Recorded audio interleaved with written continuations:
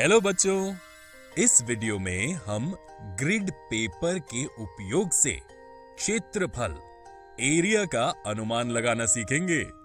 गोलू, बन्नी और भोला ने मार्केट से अलग अलग तरह के बिस्किट के पैक खरीदे। बन्नी, भोला, देखो, मेरा बिस्किट तुम्हारे बिस्किट से ज्यादा बड़ा है। गोलू ने बन्नी और भोला से कहा।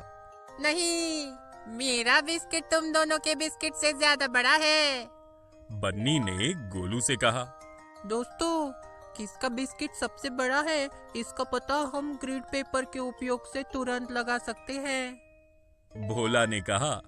बन्नी और गोलू कुछ समझ नहीं पाए। तब भोला ने एक कागज पर इस तरह के बराबर नाप के वर्ग बना लिए। इस तरह के समान वर्गों से बने कागज को हम ग्रिड पेपर कहते हैं। भोला ने कहा। लेकिन भोला, हम इसका इस्तेमाल सबसे बड़े बिस्किट का पता लगाने के लिए कैसे कर सकते हैं? गोलू ने भोला से पूछा। भोला ने उन तीनों बिस्किटों के आकारों को एक पेंसिल से उस ग्रिड पेपर पर बना लिए। बन्नी, क्या तुम मुझे बता सकते हो कि तुम्हारे बिस्किट से बने आकार में कितने वर्ग हैं? भोला ने बन्नी से पूछा। बन्नी ने झट से वर्गों की संख्या गिनकर कहा, 16 वर्ग। और गोलू, तुम बताओ, तुम्हारे बिस्किट के आकार में कितने वर्ग हैं? भोला ने गोलू से पूछा। 15 वर्ग। गोलू ने कहा। और क्या तुम दोनों बता सकते हो कि मेरे बिस्किट के आकार में कितने वर्ग हैं? भोला ने बन्नी और गोलू से पूछा। 24 वर्ग। 24 वर्ग। बन्नी और गोलू ने चौंक कर कहा। बिल्कुल ठीक। और क्या तुम दोनों जानते हो कि किसी भी आकार के घेरे से बने क्षेत्र को हम उस आकार का क्षेत्रफल एरिया कहते हैं। इसलिए हम कह सकते हैं कि मेरे बिस्किट का क्षेत्रफल एरिया तुम दोनों के बिस्किटों के क्षेत्रफल एरिया से ज्यादा है, या मेरा बिस्किट तुम दोनों के बिस्किट से ज्यादा बड़ा है। भोलू ने गोलू और बन्नी को समझाया। ये तो बहुत मजेदार बात सिखाई तुमने भोला। चलो, हम तीनों अपने बिस्किटों को बांट कर खाएं। बन्नी ने भोला से कहा। तीनों दोस्तों ने अपने बिस्किटों को मिल बांटकर खूब आनंद से खा लिया। बच्चों, इस वीडियो में हमने ग्रिड पेपर के उपयोग से क्षेत्रफल एरिया का अनुमान लगाना सीखा। अगले वीडियो में हम कुछ दिलचस्प उदाहरणों द्वारा इसके बारे में और जानेंगे। हेलो बच्चों, पिछले वीडियो में हमने ग्रिड पेपर के उपयोग से क्षेत्रफल एरिया का अनुमान लगाना सीखा। इस वीडियो में हम कुछ दिलचस्प उदाहरणों द्वारा इसके बारे में और जानेंगे। राजू और बबलू के घर पर टीवी देख रहे हैं। चंपापुर में चित्रकला प्रतियोगिता घोषित की गई है। सभी प्रतियोगियों को अद्भुत चित्र बनाना है। सबसे अद्भुत चित्रकला को इनाम दिया जाएगा। टीवी पर समाचार में दिखाया जा रहा है। राजू, क्यों ना हम एक पत्ते पर चित्र बनाएं? बबलू ने राजू से कहा। हाँ बबलू, ये तो बहुत अच्छा सुझाव है। चलो, हम दोनों एक एक पत्ता ढूंढ ले और फिर जिसका भी पत्ता ज्यादा बड़ा होगा, हम दोनों मिलकर उस पर सुंदर चित्र बनाएंगे। राजू ने बबलू से कहा। दोनों दोस्त बबलू के घर के बाहर पत्ते ढूंढने लगे। बबलू और राजू दोनों ने एक एक पत्ता ढूंढ लिया। बबलू, हमें अपना चित्र बनाने के लिए इन दोनों पत्तों में से बड़े पत्ते का इस्तेमाल करना चाहिए। राजू ने बबलू से कहा। लेकिन हम इसका पता कैसे लगाएंगे? बबलू ने राजू से पूछा। हमें केवल इन दोनों पत्तों का क्षेत्रफल एरिया ढूंढना होगा। जिस पत्ते का क्षेत्रफल ज्यादा होगा, वो पत्ता बड़ा है। ये कहकर राजू ने ग्रिड पेपर पर एक पेंसिल से इस तरह से दोनों पत्तों के घेरे बना लिए। लेकिन राजू, इन पत्तों के घेरों में कुछ पूरे वर्ग हैं, कुछ आधे और कुछ आधे से ज्यादा या कम वर्ग भी हैं। फिर हम इनका क्षेत्रफल कैसे ढूंढेंगे? बबलू ने राजू से पूछा। ये बहुत आसान है। क्या तुम मुझे बता सकते हो कि पहले पत्ते के घेरे में कितने पूरे वर्ग हैं? राजू ने बबलू से पूछा। 8 वर्ग। बबलू ने झट से गिनकर कहा। राजू ने इस तरह से पूरे वर्गों की संख्या लिख ली। अब क्या तुम मुझे बता सकते हो कि पहले पत्ते के घेरे में कितने आधे वर्ग हैं? राजू ने पूछा। बबलू ने गौर से देखकर कहा। 6 वर्ग। 6 आधे वर्ग। इन्हें हम 3 पूरे वर्ग के बराबर भी लिख सकते हैं। ये कहकर राजू ने पहले लिखी पूरे वर्गों की संख्या में 3 जोड़ दिया। और अब अंत में क्या तुम मुझे बता सकते हो कि पहले पत्ते के घेरे में कितने वर्ग आधे से ज्यादा हैं? राजू ने पूछा। 2 वर्ग। बबलू उत्साहित होकर बोला। बिल्कुल ठीक। इन्हें हम पूरे वर्ग की तरह ही गिनेंगे। अब राजू ने पूरे वर्गों की संख्या में 2 और जोड़ दिए। जो भी वर्ग आधे से कम है, उन्हें हम नहीं गिनेंगे। अब देखो बबलू, पहले पत्ते के घेरे में कुल 8 और 3 में 2 जोड़ या 13 वर्ग हैं। दूसरे शब्दों में पहले पत्ते का क्षेत्रफल एरिया में 13 वर्ग हैं। बबलू, अब क्या तुम इसी प्रक्रिया का इस्तेमाल करके दूसरे पत्ते के क्षेत्रफल में कितने वर्ग हैं, इसका पता लगा सकते हो? राजू ने बबलू से कहा। बच्चों, क्या आप इसका उत्तर ढूंढने में बबलू की मदद कर सकते हैं? आप चाहें तो वीडियो को रोककर इसका उत्तर ढूंढ सकते हैं। दूसरे पत्ते के घेरे में 10 पूरे वर्ग, 4 आधे या 2 और पूरे वर्ग और 4 आधे से ज्यादा वर्ग हैं और कुछ आधे से कम वर्ग हैं जिन्हें हम नहीं गिनेंगे। इस तरह दूसरे पत्ते के घेरे में 10 और 2 में 4 जोड़ या 16 वर्ग हैं। दूसरे शब्दों में दूसरे पत्ते के क्षेत्रफल एरिया में 16 वर्ग हैं। बबलू ने भी आप ही की तरह इस प्रश्न का उत्तर ढूंढ लिया। राजू, दूसरे पत्ते के क्षेत्रफल में 16 वर्ग हैं और पहले पत्ते के क्षेत्रफल में 13 वर्ग है। इसका मतलब दूसरा पत्ता पहले पत्ते से बड़ा है। बबलू ने राजू से कहा। शाबाश बबलू, हमें बड़ा पत्ता कौन सा है ये भी पता चल गया और तुम ग्रेड पेपर के इस्तेमाल से क्षेत्रफल एरिया ढूंढना भी सीख गए। चलो अब हम जल्दी से इस बड़े पत्ते पर एक सुंदर चित्र बनाकर प्रतियोगिता में हिस्सा ले लें। दोनों दोस्तों ने दूसरे पत्ते पर एक सुंदर चित्र बना लिया। बच्चों, इस वीडियो में हमने कुछ दिलचस्प उदाहरणों द्वारा ग्रिड पेपर के उपयोग से क्षेत्रफल एरिया का अनुमान लगाने के बारे में और जाना। अगले वीडियो में हम इससे संबंधित कुछ गलत अवधारणाओं को देखेंगे। हेलो बच्चों, पिछले वीडियो में हमने कुछ दिलचस्प उदाहरणों द्वारा ग्रिड पेपर के उपयोग से क्षेत्रफल एरिया का अनुमान लगाने के बारे में और जाना। इस वीडियो में हम इससे संबंधित कुछ गलत अवधारणाओं को देखेंगे। चंदा को एक नया रेस्टोरेंट खोलना है। अपने रेस्टोरेंट के लिए चंदा को नई प्लेटें खरीदनी है। वो गग्गू की दुकान पर प्लेटें खरीदने आई है। मुझे सबसे बड़े माप की प्लेटें खरीदनी है। चंदा ने गग्गू से कहा। गग्गू ने चंदा को इन आकारों की प्लेटें दिखाकर कहा, चंदा, ये सभी प्लेटें नई डिजाइनों की हैं और इन सभी में तुम बिल्कुल समान मात्रा में खाना परोस सकती हो। लेकिन गग्गू, ये कैसे संभव हो सकता है? ये प्लेट त्रिकोण आकार की है, ये वर्ग आकार और ये प्लेट आयत आकार की है। क्योंकि आयत वर्ग और त्रिकोण से बड़ा होता है। आयताकार की प्लेट इन दोनों प्लेटों से ज्यादा बड़ी होगी।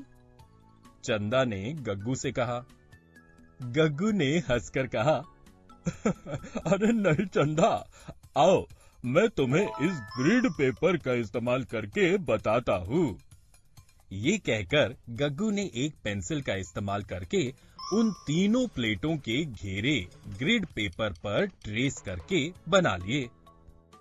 चंदा, क्या तुम मुझे बता सकती हो कि आयत आकार की प्लेट के क्षेत्रफल एरिया में कितने वर्ग हैं? गग्गू ने चंदा से पूछा। चंदा ने झट से गिनकर उत्तर दिया, 16 वर्ग। और वर्ग आकार की प्लेट के क्षेत्रफल एरिया में कितने वर्ग हैं? गग्गू ने पूछा। ये भी 16 वर्ग हैं। चंदा ने चौंक कर कहा। और अब क्या तुम मुझे इस त्रिकोण आकार की प्लेट के क्षेत्रफल में आने वाले वर्गों की संख्या बता सकती हो? बच्चों, क्या आप इसका उत्तर ढूंढने में चंदा की मदद कर सकते हैं? आप चाहे तो वीडियो को रोककर इसका उत्तर ढूंढ सकते हैं। त्रिकोण आकार की प्लेट के क्षेत्रफल में 12 पूरे वर्ग हैं, 4 आधे से ज्यादा वर्ग और 4 आधे से कम वर्ग हैं। इसलिए हम 4 आधे से ज्यादा वर्गों को 4 पूरे वर्ग की तरह गिनेंगे और आधे से कम वर्गों को तो हम गिनते ही नहीं। इस तरह त्रिकोण आकार की प्लेट के क्षेत्रफल में 16 वर्ग हैं। चंदा ने भी आप ही की तरह त्रिकोण आकार की प्लेट का क्षेत्रफल एरिया ढूंढ लिया। अरे गग्गू, इस त्रिकोण आकार की प्लेट का क्षेत्रफल एरिया में भी 16 वर्ग ही है। तुम्हारी बात बिल्कुल सही है। इन प्लेटों के आकार भले ही अलग अलग क्यों न हो, लेकिन इनके क्षेत्रफल बिल्कुल समान है। चंदा ने गग्गू से कहा। इन तीनों आकारों की प्लेटें बहुत सुंदर हैं। मुझे इन तीनों आकारों की प्लेटें दे दो। ये कहकर चंदा ने गग्गू से तीनों आकारों की प्लेटें खरीद ली। बच्चों, इस वीडियो में हमने ग्रिड पेपर के उपयोग से क्षेत्रफल एरिया का अनुमान लगाने से संबंधित कुछ गलत अवधारणाओं के बारे में जाना। हेलो बच्चों, इस वीडियो में हम वस्तुओं के क्षेत्रफल एरिया का अनुमान लगाना सीखेंगे। चंपापुर में आज बहुत हलचल है। आज सुबह गुफा में एक दरवाजा मिला है, लेकिन ये दरवाजा केवल किसी एक गांव वाले के हाथ लगाने से ही खुल सकता है। चंपापुर के राजा ने बड़बोले चाचा को उस गांव वाले को ढूंढने की जिम्मेदारी सौंपी है जिसके हाथ का निशान दरवाजे पर बने हाथ के निशान से मेल खाता हो। चाचा ने तुरंत एक कागज पर इस तरह से दरवाजे पर बने हाथ के निशान को छाप लिया। ये कागज 1 स्क्वायर सेंटीमीटर के समान वर्गों से बना है। चाचा ने फिर उस हाथ के छापे का क्षेत्रफल ढूंढने के लिए उसके घेरे से ढके वर्गों की संख्या को गिन लिया। चाचा को ये प्रक्रिया करने में काफी समय लग गया।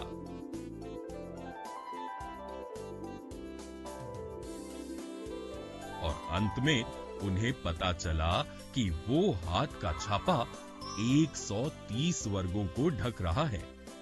हर वर्ग का किनारा साइड 1 सेंटीमीटर का है।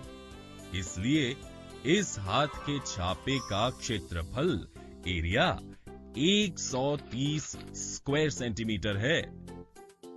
अब चाचा ने और कागजों पर भी 1 सेंटीमीटर के किनारे वाले समान वर्ग बनाकर ग्रिड पेपर बना लिए। चाचा ने पहले बन्नी के हाथ का छाप एक ग्रिड पेपर पर इस तरह से ले लिया। इसका क्षेत्रफल ढूंढने की कोई और आसान प्रक्रिया ढूंढनी होगी।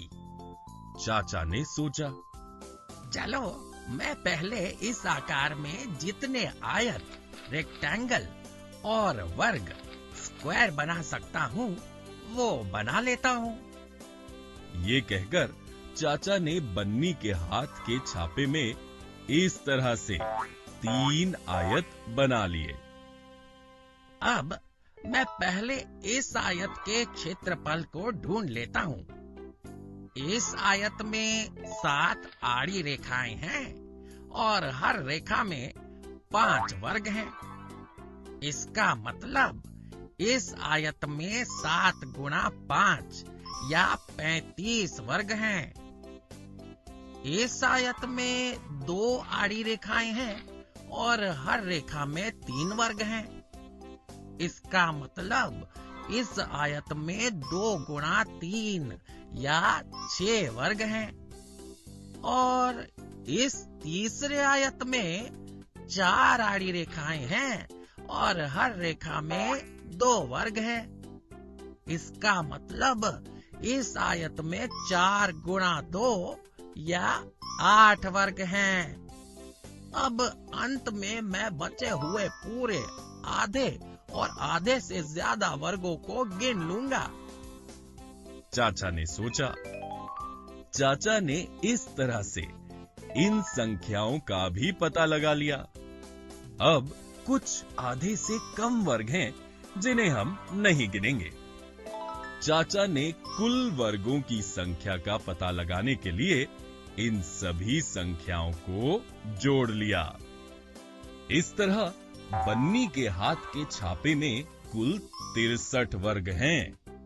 दूसरे शब्दों में बन्नी के हाथ के छापे का क्षेत्रफल 63 स्क्वायर सेंटीमीटर है। लेकिन ये दरवाजे पर बने हाथ के छापे के बराबर नहीं है। इसलिए चाचा ने अपनी खोज जारी रखते हुए अब अप्पू के हाथ का छापा ले लिया। बच्चों, यहाँ अप्पू के हाथ का छापा दिखाया गया है। क्या आप चाचा के द्वारा इस्तेमाल की हुई प्रक्रिया से अप्पू के हाथ का क्षेत्रफल ढूंढ सकते हैं? आप चाहें तो वीडियो को रोककर इसका पता लगा सकते हैं। आप इस तरह से भी आयतें बनाकर अप्पू के हाथ के छापे का क्षेत्रफल ढूंढ सकते हैं।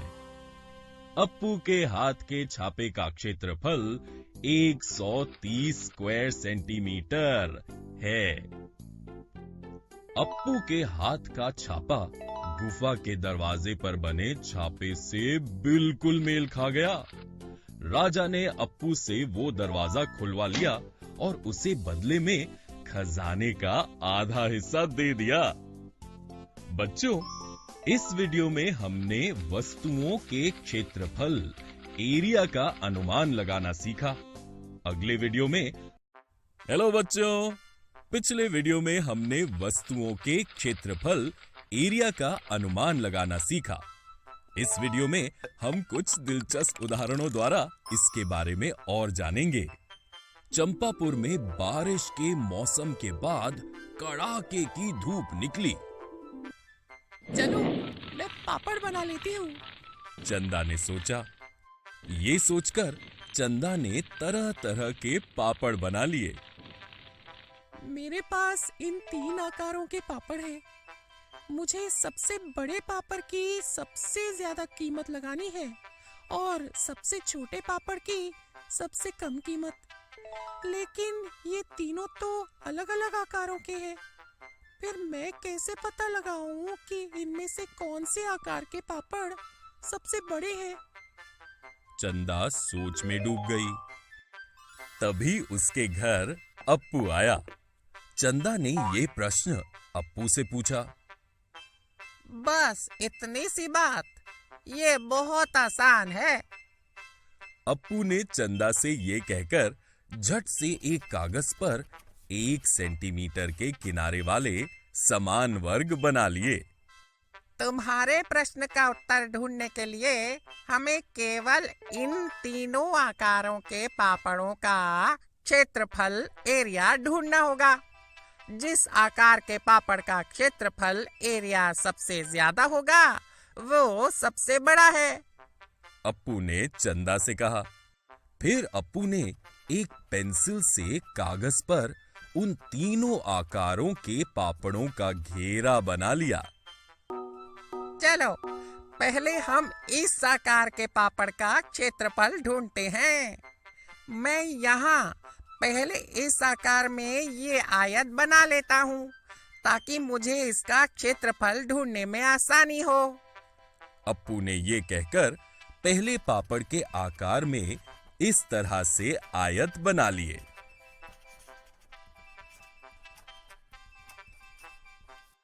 मैं अब इन आयतों में आने वाले वर्गों की संख्या लिख लेता हूँ। अब मैं बचे हुए पूरे वर्गों की संख्या 16 लिख लेता हूँ और अंत में बचे हुए आधे वर्गों की संख्या 20 लिख लेता हूँ।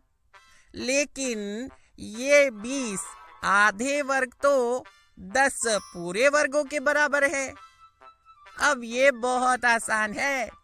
इस पापड़ का क्षेत्रफल ढूंढने के लिए हमें केवल इन सभी वर्गों की संख्याओं को जोड़ना होगा। देखो चंदा, इस पापड़ के क्षेत्रफल में कुल 175 वर्ग है। दूसरे शब्दों में इस पापड़ का क्षेत्रफल 175 स्क्वायर सेंटीमीटर है। अप्पू ने चंदा को समझाया। अरे वाह अप्पू, ये तो बहुत आसान और मजेदार भी है। चलो मैं अब इस पापड़ का क्षेत्रफल ढूंढ लेती हूँ। चंदा ने अप्पू से कहा। फिर चंदा ने दूसरे पापड़ के घेरे में इस तरह के आयत बना लिए। उसके बाद उसने इस तरह से उन आयतों में आने वाले वर्गों की संख्याएं लिख ली। अब चंदा ने बचे हुए पूरे वर्गों की संख्या 20 लिख ली और फिर बचे हुए आधे वर्गों की संख्या 28 वर्ग या 14 पूरे वर्ग को भी लिख लिया। अंत में चंदा ने इस तरह से जोड़ का इस्तेमाल करके इस पापड़ के घेरे में आने वाले कुल वर्गों की संख्या 98 वर्ग लिख लिया।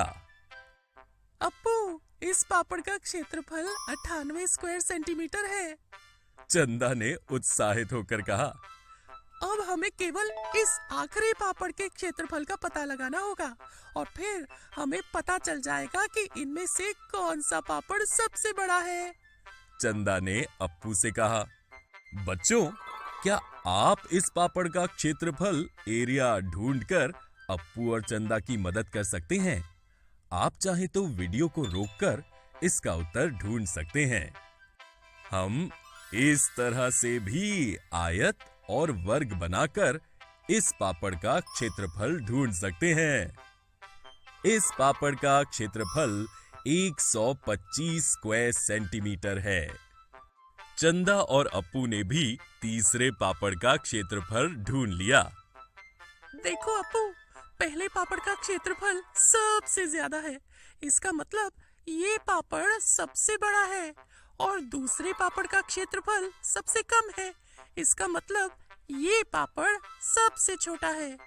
चंदा ने उत्साहित होकर अप्पू से कहा। चंदा ने अप्पू को उसे क्षेत्रफल के बारे में सिखाने के लिए धन्यवाद कहा और उसकी मदद लेकर अपने सारे पापड़ पैक कर लिए। बच्चों, इस वीडियो में हमने कुछ दिलचस्प उदाहरणों द्वारा वस्तुओं के क्षेत्रफल एरिया का अनुमान लगाने के बारे में और जाना। अगले वीडियो में हम इससे संबंधित कुछ गलत अवधारणाओं को देखेंगे। हेलो बच्चों, पिछले वीडियो में हमने कुछ दिलचस्प उदाहरणों द्वारा वस्तुओं के क्षेत्रफल एरिया का अनुमान लगाने के बारे में और जाना। इस वीडियो में हम इससे संबंधित कुछ गलत अवधारणाओं को देखेंगे। राजू और बबलू अपने अनोखे चश्मे पहनकर आज फिर सैर पर निकले हैं। घूमते घूमते वो चाचा की मेज की दुकान पर पहुंच गए। चाचा की दुकान में एक वर्ग आकार की मेज है और एक आयत आकार की मेज है। राजू ने पहले अपने चश्मे से दोनों मेजों के ऊपर की सतहों को देखा और उसे इस तरह से दोनों मेजों के किनारों साइड्स का नाप नजर आया। राजू ने उत्साहित होकर बबलू से कहा, बबलू, मुझे मेरे चश्मों में इन दोनों मेजों के किनारों का नाप नजर आ रहा है। आयताकार की मेज के सबसे लंबे किनारे का नाप 30 सेंटीमीटर, वर्गाकार की मेज के किनारे के नाप 15 सेंटीमीटर से बहुत ज्यादा है। इसका मतलब आयताकार की मेज इस वर्गाकार की मेज से बहुत बड़ी है। बबलू ने हंसकर कहा, राजू, ऐसा जरूरी नहीं है कि क्योंकि आयताकार की मेज के किनारे का नाप वर्ग आकार की मेज के किनारे के नाप से ज्यादा है, इसलिए आयताकार की मेज वर्गाकार की मेज से बड़ी है। राजू को बबलू की बात सच नहीं लगी और दोनों झगड़ने लगे। चाचा ने उन दोनों को झगड़ते हुए देखकर उनके झगड़े का कारण पूछा। देखो बच्चों, अगर तुम्हें पता करना है कि कौन सी मेज बड़ी है, तो तुम्हें बस दोनों मेजों के क्षेत्रफल एरिया ढूंढने होंगे। जिस मेज का क्षेत्रफल एरिया ज्यादा होगा, वो मेज बड़ी है। चाचा ने दोनों बच्चों को समझाया। तब बबलू ने अपने चश्मों से उन मेजों की सतहों को देखा। राजू, मेरे चश्मों से देखने पर इन मेजों की सतहों पर ग्रिड पेपर बन रहा है। हम इसकी मदद से इन मेजों की सतहों का क्षेत्रफल एरिया ढूंढ सकते हैं। बबलू ने उत्साहित होकर कहा। बच्चों, अगर बबलू के चश्मों में मेजों की सतहें इस तरह से नजर आ रही हैं, तो क्या आप इन मेजों की सतहों के क्षेत्रफल एरिया ढूंढ सकते हैं? आप चाहे तो वीडियो को रोककर इसका उत्तर ढूंढ सकते हैं। आयत आकार की मेज की सतह में 150 वर्ग हैं, या आयत आकार की मेज की सतह का क्षेत्रफल एरिया 150 स्क्वायर सेंटीमीटर है, और वर्ग आकार की मेज की सतह में 225 वर्ग हैं, या वर्ग आकार की मेज की सतह का क्षेत्रफल एरिया 225 स्क्वायर सेंटीमीटर है। राजू और बबलू ने भी आप ही की तरह दोनों मेजों की सतहों का क्षेत्रफल ढूंढ लिया। देखो राजू, आयताकार की मेज का क्षेत्रफल 150 स्क्वायर सेंटीमीटर है और वर्ग आकार की मेज का क्षेत्रफल 225 स्क्वायर सेंटीमीटर है। इसलिए भले ही आयताकार की मेज के किनारे का नाप वर्ग आकार की मेज के किनारे के नाप से ज्यादा क्यों ना हो, वर्ग आकार की मेज आयताकार की मेज से बड़ी है। बबलू ने राजू से कहा। राजू को अपनी गलती समझ आ गई और दोनों दोस्त अपने चश्मे पहनकर और घूमने चल पड़े।